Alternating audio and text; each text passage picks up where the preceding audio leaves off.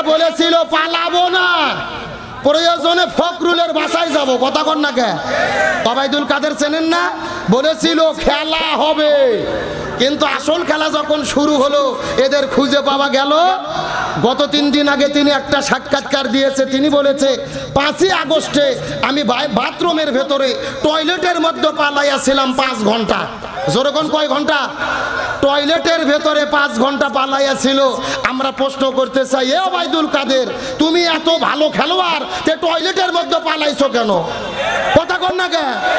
তার মানে বোঝা গেল এরা আসল খেলার খেলোয়াড় না, এরা দিনের ভোট রাতে চুরি করে খেলার খেলোয়াড়, রাজপথে নেমে জনগণের মোকাবেলা করে খেলার খেলোয়াড়। আসল খেলা শুরু হয়েছে। 5 ঘন্টা টয়লেটে পালিয়ে থাকার পরে বলতেছে ছাত্ররাই আমাকে নিরাপদে পালিয়ে দিয়েছে। আমরা ওবায়দুল কাদেরকে বলতে চাই, ছাত্ররা তোমাকে যদি নিরাপদে পালিয়ে দিয়ে থাকে, দেশ থেকে কে তোমাকে বের করে দিল সেটাও বলো। কথা কন না কে? তার মানে জানে দেশ থেকে যারা পার করে দিয়েছে তথ্য বের করলে সব প্রকাশ হয়ে যাবে, এটা তারা বলে না। আর ছাত্রদের বিতর্কিত করার চেষ্টা করতেছে। আমার মনে বলে এরা এতটা মিথ্যেবাদী, আজরাইল কাছে আসলেও মিথ্যে কথা বলবে। সুতরাং ওবায়দুল কাদেরকে বলি, তোমাদের মিথ্যে পরোয়ানা চলবে না। তোমরা খেলার কথা বলে পালিয়ে যেতে বাধ্য হয়েছো, জনগণের বিরুদ্ধে তোমরা দাঁড়িয়েছিলে, জনগণ তোমাদের দাঁত ভাঙা জবাব দেবে। স্বৈরাচার আওয়ামী লীগের বিচার না হওয়া পর্যন্ত জনগণ ঘরে ফিরে যাবে না। আর ডক্টর মোহাম্মদ ইউনূস হচ্ছে বাঘের বাচ্চা। কথা কন না গে? আজকে হাসিনার বিচার শুরু হয়েছে আন্তর্জাতিক অপরাধ ট্রাইব্যুনালে। আপনারা কি টেলিভিশনে বিচার দেখেছেন? পৃথিবীর ইতিহাস কোন বিচার সরাসরি সম্প্রচার হয় না, অথচ হাসিনার বিরুদ্ধে বিচার শুরু হয়েছে, সব টেলিভিশনে লাইভ সম্প্রচার চলতেছে, পুরো পৃথিবী দেখতেছে হাসিনা কি কি অন্যায় করেছে। আল্লাহু আকবার বলবেন না? ডক্টর ইউনূসকে স্যালুট দেই। খেলা কাকে বলে, কত প্রকার, ওহা কি কি, হাসিনাকে হারে হারে টের পাইয়ে বুঝে দিচ্ছে। যে আদালতে আল্লামা সাইদিকে মিথ্যার শাস্তি দিয়েছে, মতিউর রহমান নিজামীকে ফাঁসি দিয়েছে, সালাউদ্দিন কাদের শাকা চৌধুরীকে ফাঁসি দিয়েছে, আল্লাহর কি খেলা, ওই আদালতেই আজকে তাদের বিরুদ্ধে বিচার চলতেছে। এগুলো কার ফয়সালা? আল্লাহ বলেন অমাকারু আমাকার আল্লাহ আল্লাহু খায়রুল মাকিরিন। তারাও ষড়যন্ত্র করে, আল্লাহ কৌশল অবলম্বন করে। কার কৌশল বিজয় হয়? আল্লাহ বলছেন ইয়াকিদুনা কায়দাম ওয়াকিদু কায়দা। তারাও কিছু কায়দা কৌশল করে, আল্লাহরও কিছু কায়দা কৌশল। সুতরাং সত্যের বিজয় হয়েছে। আল্লাহর কোরআন বলেন অকুল জাআল হাক্কু ওয়া জাহাকাল বাতিল ইন্নাল বাতিলা কানা যাহুকা। সত্য সমাগত, মিথ্যা বিতাড়িত, সত্যের বিজয় হবে, মিথ্যার পরাজয় হতে বাধ্য। সুতরাং বাংলাদেশ ইসলামের বিরোধিতা করে কোনো কাজ হয়নি। যারা আলেমদের শেষ করতে চেয়েছে তারাই কোনো মতে মামু বাড়ি দিল্লি পালাতে বাধ্য হয়েছে। আর এদের বিচার শুরু হয়েছে, গ্রেফতারি পরোয়ানা জারি হয়েছে। আমরা নিজে চোখে এদের ফাঁসি দেখতে চাই কি চাই না? আছেন সময় কম, শেষ কথা আপনাদের মধ্যে বলি। আমার নবীজি হাদিস শরীফের মধ্যে বলেন হাশরের ময়দানে কিয়ামতের আগে আমার একটা মৃত সুন্নাতকে যারা জীবিত করতে পারবে, আল্লাহ তাদেরকে 100টা গলা কাটা শহীদের সওয়াব দান করবে। আর একটু জোরে বলেন, একটা মৃত সুন্নাত। জোরে বলেন, কি সুন্নাত? এ শেষ হাদিসটা বোঝেন, কি সুন্নাত? একটা মৃত সুন্নাতকে যারা জীবিত করতে পারবে, আঁকড়ে ধরতে পারবে, আল্লাহ তাদেরকে 100টা গলা কাটা শহীদের সওয়াব দান করবে। এখন চিৎকার করে আমার সঙ্গে কথা বলেন, মাথায় টুপি দেওয়া কি? আরো জোরে বলেন। এখন বলেন তো, এই সুন্নাত কি মরে গেছে? কথা বলেন, মরে গেছে? এই যে মাহফিলের মধ্যে লক্ষ্য করে দেখেন, কেউ টুপি দিয়েছে, কেউ দেয়নি, তার মানে মরে যায়নি। চিৎকার করে বলেন, মুখে দাড়ি রাখা কি? এখন বলেন তো, দাড়ির সুন্নাত কি মরে গেছে? কেউ দাড়ি রাখে, কেউ দাড়ি রাখে না, তার মানে এখনো মরে যায়নি। পৃথিবীতে একটা মাত্র সুন্নাত মরে গেছে।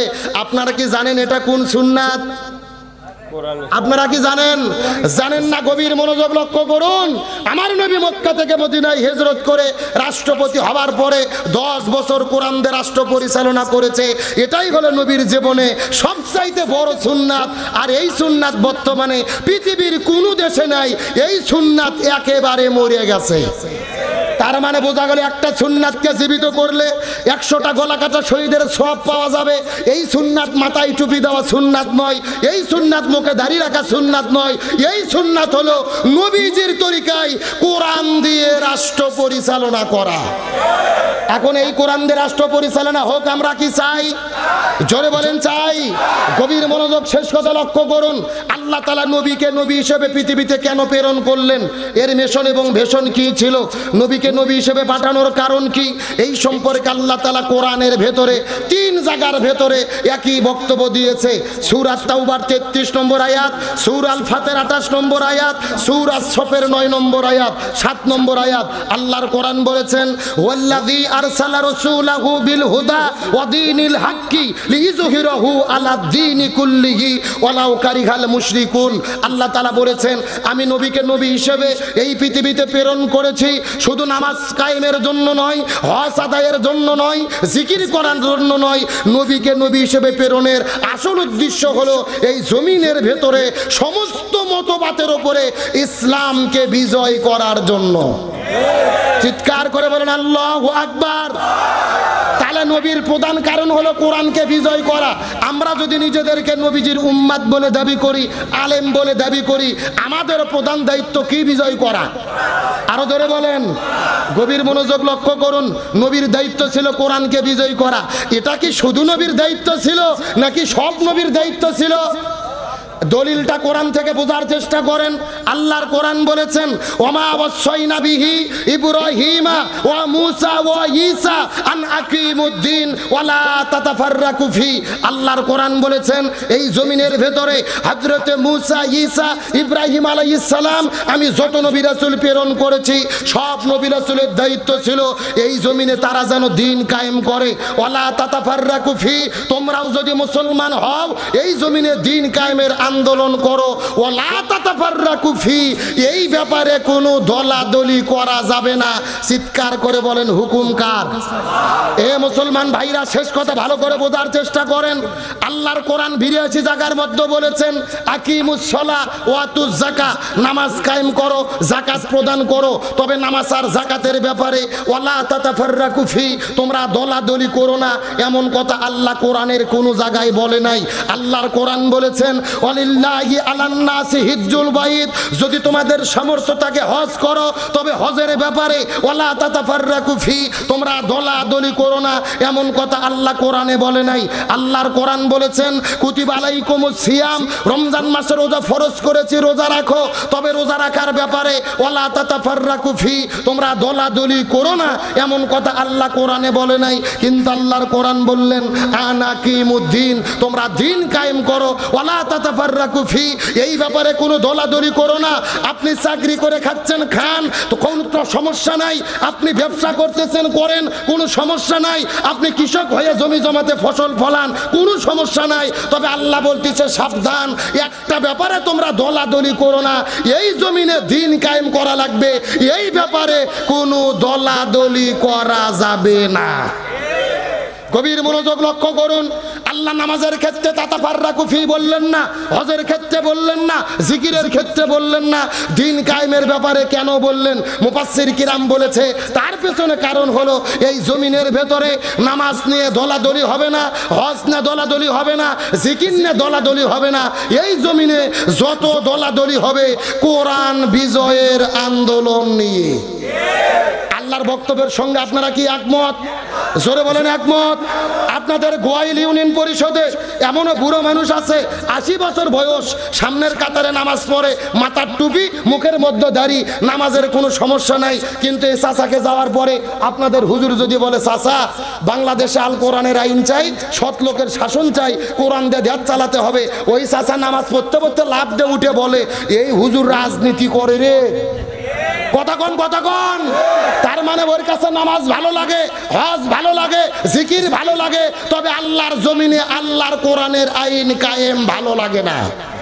একেবারে সোজা কথা, যার কাছে নামাজ ভালো লাগে, হজ ভালো লাগে, জিকির ভালো লাগে, কিন্তু জমিনে দিন কায়েম ভালো লাগে না, এরাই হলো টাটকা মুনাফিকের গোষ্ঠী। তার কারণ মুনাফিকের সর্দার ছিল আব্দুল্লাহ ইবনে উবাই। মুনাফিকের সর্দার কেন হলো? মাথার টুপি ছিল, মুখের মধ্যে দাড়ি ছিল, রসুলের পিছে পিছে নামাজ পড়তো, হজও করছে 6 বার। মুনাফিকের সর্দার হওয়ার পেছনে কারণ হলো দুইটা: 1 নম্বর নবীর নেতৃত্ব মানেনি, 2 নম্বর জমিনে দিন কায়েমের বিরোধিতা করেছে। তার মানে বোঝা গেল রসুলের পিছে নামাজ পড়ে, মাথায় টুপি রেখে, মুখে দাড়ি রেখে যদি মুনাফিকের সর্দার হয়, এই বাংলাদেশে মুসলমান পরিচয় দিয়ে কোরআন কায়েমের বিরোধিতা করবে যারা, মনে করতে হবে মুনাফিকের খালাতো ভাই তারা। এখন আপনাদের বলতে চাই, আমরা কি মুনাফিক হতে চাই? জোরে বলেন, মুনাফিক হতে চাই? সুতরাং মুনাফিক থেকে বেঁচে খাঁটি ইমানদার হয়ে যদি বাঁচতে চাই, আল্লাহর কাছে সবচাইতে প্রিয় হলো কোরআন বিজয়ের আন্দোলন করা। সুতরাং হাতে হাত রেখে এই জমিনে আল্লাহ যতদিন বেঁচে রাখে, এই বাংলার জমিনে কোরআন বিজয়ের জন্য কাজ করতে কারা কারা রাজি আছেন? দুটি হাত আল্লাহকে তুলে দেখান।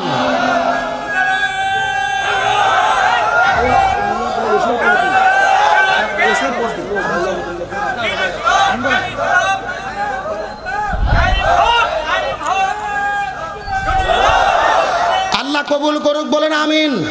সময় কম, তাহলে লক্ষ্য করে বোঝার চেষ্টা করেন। সবচাইতে প্রিয় কি বিজয়ের আন্দোলন করা? আর একটু জোরে বলেন না। আর এই আন্দোলন করতে গেলে বিপদ আছে না নাই? বাধা বিপত্তি আছে না নাই?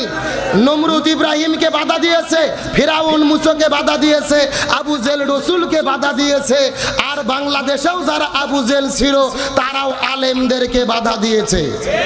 আরো জোরে বলেন না। তবে যারা বাধা দেয় যুগে যুগে তাদের প্রতিফল ভালো হয় না খারাপ হয়? এই বাংলাদেশের আওয়ামী লীগের একটা নেতা ছিল তোফায়েল আহমেদ, নাম শুনছেন না? আজকে তিনি অসুস্থ, হসপিটালে। গতকালকে ফেসবুকে একটা ছবি দেখলাম, তার শরীর দেখে, দেহ দেখে মনে হচ্ছে ওটা মানুষ না, একেবারে কঙ্কাল হয়ে গেছে। জোরে বলেন, কি হয়ে গেছে? তোফায়েল আহমেদ একদম কঙ্কালের মতো চেহারা হয়ে গেছে। এই তোফায়েল তো সেই তোফায়েল যিনি আমাদের প্রিয় ভাই বগুড়ার কৃতি সন্তান শহীদ আব্দুল মালেক ভাইকে ইসলামী শিক্ষার পক্ষে কথা বলার কারণে ঢাকা বিশ্ববিদ্যালয়ে তার মাথার উপরে ইটে দিয়ে বাড়িয়ে বাড়িয়ে তার মাথাকে থেতলো করে শহীদ করে দিয়েছিলেন। এই হাসানুল হকিনু, রাশেদ খান মেনন আর এই তোফাইলেরা আমাদের বগুড়ার প্রিয় ভাই, আমাদের সন্তান শহীদ আব্দুল মালেক ভাইকে মাথাতে ইটা মেরে মেরে থেতলা করে জমিন থেকে বিদায় করে দিয়েছে। আল্লাহর কি খেলা! আজকে তারা লাঞ্ছিত, তাদের দেহটা কঙ্কালের মতো হয়ে গেছে। ইতিহাস বলে, তাফসীর বলে, যুগে যুগে ইসলামের বিরোধিতা করে যারা, মৃত্যুর আগে ফিরাউন আর নমরুদের মতো কঙ্কাল হয় তারা। লক্ষ্য করে দেখবেন, যারা ইসলামের বিরোধিতা করে মৃত্যুর আগে এরা হয় নমরুদের মতো হয়, না হলে ফিরাউনের মতো হয়। ওই যে মিশরের পিরামিডের ভেতরে ফিরাউনের কঙ্কাল আছে, ছবিতে দেখেছেন না? একেবারে ফিরাউনের কঙ্কাল যা, তোফাইলের চেহারা তা। ওই যে ছিল দরবেশ বাবা, চিনতেন না? দরবেশ বাবা ছিল সালমান এফ রহমান, সারা জীবন আওয়ামী লীগের দোসরগিরি করেছে, পালানের সময় দাড়ি কাটে পালাতে বাধ্য হয়েছে। আর বিচারপতি কালামানিক আল্লামা সাইদিকে একমাত্র যিনি ফাঁসি রায় দিয়েছিল, টকশোতে গিয়ে বড় বড় গরম বক্তব্য দিত, আমি সাইদিকে ফাঁসি দিয়েছি, কেন তার ফাঁসি হলো না? আল্লাহর কি খেলা! হাসিনা পালিয়ে যাওয়ার 1 সপ্তাহ পরে ভারতে পালিয়ে যাওয়ার জন্য সিলেটে গেছে, 80,000 টাকাতে নৌকো ভাড়া করছে। কয় হাজার টাকা? আল্লাহর কি খেলা! যেই লোক টাকাতে ভাড়া করছে ওই লোক টাকা 80,000 গুনে নিয়ে ময়নাক জনগণক ধরে দিয়েছে। আল্লাহ আকবার কোন! আর কালামানিক ধরে এমন হাদিয়া জনগণ দেশে, বিচারপতি কালামানিক আছে কিন্তু কালামানিকের বিচি নেই। এ কথা কন না কা? তাহলে আলেমদের বিরুদ্ধে দাঁড়ানোর কারণে কালামানিককে বিচি ছাড়া করেছে কে? সুতরাং যুগে যুগে জালেমদের শিক্ষা নিতে হবে। আলেমদের বিরুদ্ধে যারাই দাঁড়ায়, ইসলামের বিরুদ্ধে যারাই দাঁড়ায়, এই পৃথিবী থেকে আল্লাহ তাদেরকে লাঞ্ছিত করে বিদায় করে দেয়।